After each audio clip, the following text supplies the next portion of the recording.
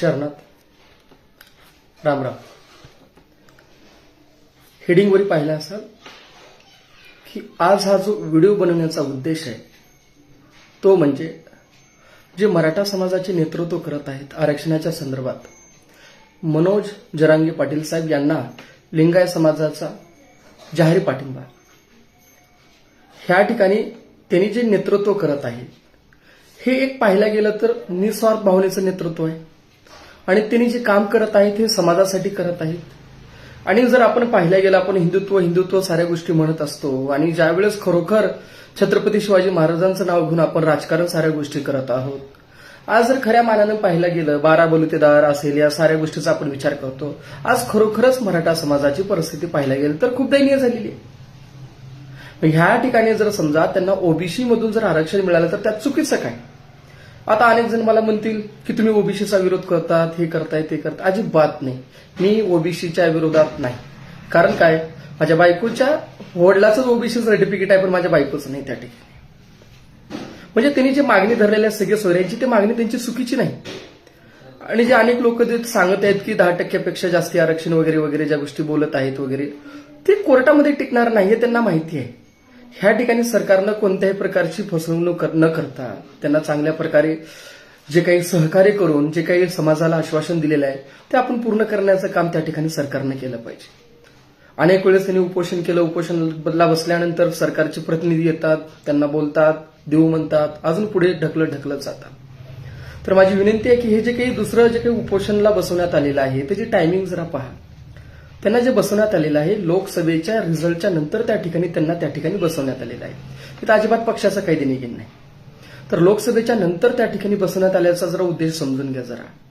त्यांनी जी मागणी केलेली होती मराठा आरक्षणाची ही लोकसभेच्या पहिल्याच होती. मग त्याच्यानंतर लोकसभेच्या रिझल्टच्या नंतर हे ज्या काही गोष्टी होऊ लागल्या या ज्या गोष्टी झाल्या हे बघा जरा थोडं टायमिंगचं बघा जरा तुम्ही. म्हणजे हा मराठा वर्सेस ओबीसीचा वाद लावण्याचा हा एक संघर्ष चालू आहे त्या ठिकाणी. तर माझी सर्व समाज बांधवांना ओबीसी असेल या मराठा असेल जरा नेमकं मराठा समाजाचं म्हणणं काय ते पहिल्यांदा समजून घ्यावं. आपली हिंदू संस्कृतीमध्ये आपण म्हणत असतो की एक ताट असेल तर आपण दोघं जेवून खाऊ. ह्या ठिकाणी जर खरोखर जर समजा समाजाची परिस्थिती दयनीय झाली असेल तर त्यामध्ये आपण आपल्या ताटामध्ये त्यांना घ्यायला काय अडचण आहे. आपण हिंदुत्वाचे नारे देतो, हे करतो, साऱ्या गोष्टी करतो. मग आज ते आपलेच हिंदुत्वाचे बांधव आहेत ना, मग त्यांना ते विरोध करण्यासारखं काय त्याच्यामध्ये. म्हणून लिंगायत समाजाचा पण हा प्रश्न आहे येणाऱ्या काळामध्ये की अनेक आमच्या लिंगायत बांधवाची सुद्धा अपेक्षा आहे की ओबीसी मध्ये आम्हाला पण सामील करावं.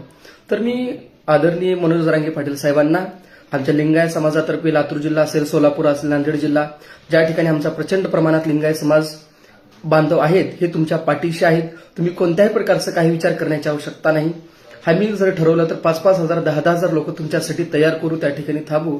कारण तुमच्यामध्ये जो आम्हाला भाव दिसतो तो निस्वार्थ भाव आहे आणि तुम्ही जे समाजासाठी करताय तळमळीने करताय. आणि ह्याच्यानंतर जो बसवण्यात आला आंदोलन लक्षात घ्या. टायमिंग मी परत सांगतो, टायमिंग बघा. ज्यावेळेस पंकजाताईची बहीण जे काही आहे प्रीतमताई स्पष्टपणे त्यावेळेस भाषण करतात आणि म्हणतात, काय म्हणतात की ज्यावेळेस 2 व्यक्ती थांबतात तर तुम्ही तुमच्या समाजाला मतदान करा. मग तुम्ही ज्यावेळेस स्टेटमेंट वगैरे देता त्यावेळेस जातीवाद नाही झाला का? कधी नाही. ते जर मराठा समाज एकत्रित होऊन जर त्या ठिकाणी मतदान केला आणि त्यांच्यावर झालेल्या अन्यायाच्या विरोधामध्ये त्यांनी राग हे मतदानाच्या रूपाने दिला. आता तरी आपण पक्षाच्या कार्यकर्त्यांनी सर्वांनी समजून घेतलं पाहिजे की खरोखरच ही जी लढाई आहे त्यांच्या अस्तित्वाची, त्यांच्या संघर्षाची लढाई आहे. म्हणून मी शिंदे साहेबांना, जे काही आपले महाराष्ट्राचे मुख्यमंत्री आहेत आणि आपले उपमुख्यमंत्री देवेंद्र फडणवीस साहेब असतील, अजितदादा असतील, की ओबीसीला कोणत्याही प्रकारचा धक्का न लावता आपण एक ताट दोघं जेवतो त्या पद्धतीने जे काही सगळे सोयरे आहेत त्यांची अंमलबजावणी करावी. आणि जेवढं होईल तेवढं सरकारनं आपल्या महाराष्ट्रामध्ये ओबीसी वर्सेस मराठा हा जो जातीय संघर्ष निर्माण झालेला आहे ह्याची पायमुळं खूप खोलवर गेलेली आहेत. हे पहिल्यांदा मोडून काढून लवकरात लवकर जो महाराष्ट्र देशाला आपल्या देतो अस्मिता, महाराष्ट्राकडून आपण एकता आपल्या जगामध्ये मिळते. महाराष्ट्र हा देशाचं प्रबोधन तर काय जगाचं प्रबोधन करतो. तर अशा महाराष्ट्रामध्ये अशा गोष्टी लवकरात लवकर बंद झाल्या पाहिजे. आणि परत एकदा सांगतोय, आमचा लिंगायत समाजाचा मनोज जरांगे पाटील साहेबांना जाहीर पाठिंबा आहे. जय बसवा, जय शिवराय.